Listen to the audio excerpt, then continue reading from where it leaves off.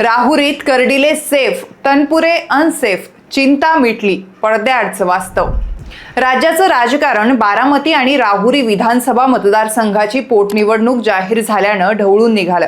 त्यात बारामती मतदारसंघातून उपमुख्यमंत्री सुनेत्राताई पवार या बिनविरोध होतील असाच काहीसा अंदाज राजकीय वर्तुळात बांधला जातोय.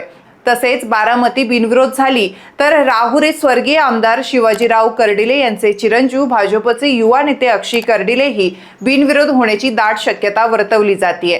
मुख्यमंत्री देवेंद्र फडणवीस यांच्यासह भाजपचे नेते सुजय विखे पाटील यांनीही राहुरी विधानसभेची पोटनिवडणूक बिनविरोध व्हावी अशी अपेक्षा व्यक्त केली आहे. राहुरीत निवडणूक लादली तर आम्हीही निवडणूक लढायला तयार आहोत असे स्पष्ट संकेत मुख्यमंत्री देवेंद्र फडणवीस यांनी दिलेत.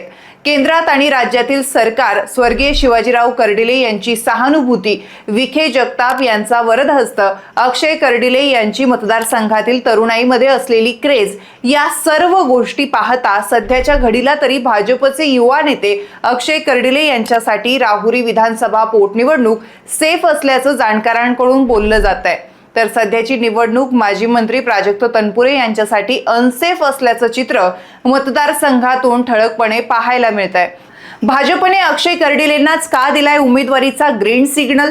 तनपुरेंनी का केलीये मुंबईची वारी? निवडणुकीबाबत काय दिलाय त्यांना सल्ला?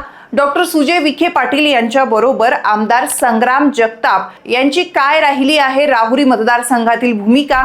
पाहुयात याबाबतचा सविस्तर रिपोर्ट. नमस्कार, मी ऋतुजा. तुम्ही पाहत आहात नगर न्यूज 24.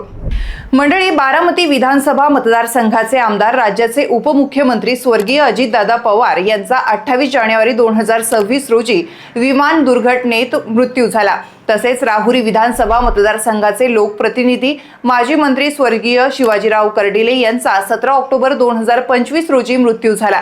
त्यामुळे बारामती आणि राहुरी विधानसभा मतदारसंघात पोटनिवडणुका जाहीर झाल्यात. 30 मार्च 2026 रोजी निवडणुकीसाठी अधिसूचना जाहीर केली जाणार आहे. उमेदवारीसाठी 6 एप्रिल 2026 पर्यंत अर्ज दाखल करता येणार आहे. दाखल झालेल्या अर्जाची छाननी 7 एप्रिल 2026 रोजी होणार आहे. तर उमेदवारी अर्ज मागे घेण्याची अंतिम मुदत 9 एप्रिल 2026 पर्यंत आहे. दोन्ही मतदारसंघात 23 एप्रिल 2026 रोजी मतदान प्रक्रिया पार पडणार आहे. मतदानानंतर 4 मे 2026 रोजी मतमोजणी होऊन निकाल जाहीर केला जाणार आहे. होऊ घातलेल्या राहुरी विधानसभा मतदारसंघात 3,33,183 मतदार आहेत. तर मतदानासाठी 374 मतदान केंद्र असणार आहे. ही झाली प्रशासकीय तयारी. तर दुसरीकडे राहुरी विधानसभा मतदारसंघात उमेदवारीवरून अनेक दावे प्रतिदावे केले जात आहेत. राहुरी विधानसभा मतदारसंघाची पोटनिवडणूक जाहीर होण्यापूर्वीच तेथील पारंपरिक विरोधक कर्डिले आणि तनपुरे या दोघांनीही मुंबईमध्ये धाव घेतली. अक्षय कर्डिले आणि प्राजक्त तनपुरे यांनी मुख्यमंत्र्यांची भेट घेतल्याचं सांगितलं जात आहे. त्यांच्या बैठकीत तपशील समोर आला नसला तरी त्यांनी राहुरी विधानसभा निवडणुकीच्या अनुषंगाने आणि उमेदवारीसाठीच भेट घेतल्याचं सांगितलं जात आहे. भाजपकडून शिवाजीराव कर्डिले यांचे चिरंजीव अक्षय कर्डिले यांनाच उमेदवारी मिळेल असे संकेत मिळत आहेत. त्यांच्या विरोधात माजी आमदार प्राजक्त तनपुरे हे राष्ट्रवादी काँग्रेस शरदचंद्र पवार गटाकडून उमेदवार असतील की अन्य कोणत्या पक्षाकडून उमेदवार असतील याबाबत संदिग्धता आहे. मुख्यमंत्री देवेंद्र फडणवीस यांनी बारामती आणि राहुरी या दोन्ही विधानसभेच्या पोटनिवडणुका बिनविरोध करण्याचे प्रयत्न केले असून त्याबाबत एकमताने निर्णय होण्यासाठी आपण पुढाकार घेऊ असं जाहीर केलंय. त्याचबरोबर निवडणूक लादल्यास आम्ही लढण्यास तयार आहोत असंही त्यांनी स्पष्ट केलंय. बारामतीमध्ये उपमुख्यमंत्री सुनेत्रा पवार निवडणूक लढवणार असल्याने बारामतीबाबत जो निर्णय होईल तोच निर्णय राहुरीसाठी लागू केला जाईल. त्यामुळे बारामती बरोबर राहुरीची निवडणूक बिनविरोध होणार की तिथे निवडणूक होणार याकडे सर्वांचं लक्ष लागलेलं आहे. यापूर्वी राहुरी मतदारसंघात शिवाजीराव कर्डिले विरुद्ध तनपुरे कुटुंबातील सदस्य यांच्यामध्ये पारंपरिक पद्धतीने निवडणूक लढल्या गेल्या.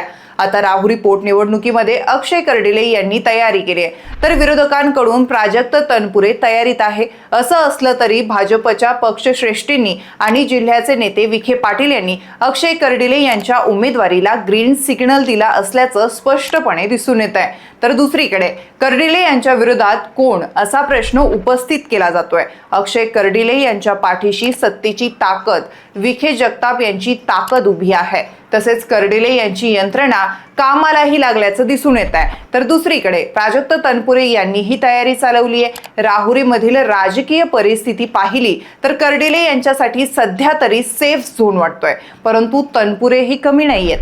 एकाला विधानसभा आणि दुसऱ्याला विधान परिषद अशी सुरू असलेली चर्चा कितपत खरी ठरते याकडे आपल्यासाठी काही दिवसांची वाट पाहावी लागणार आहे.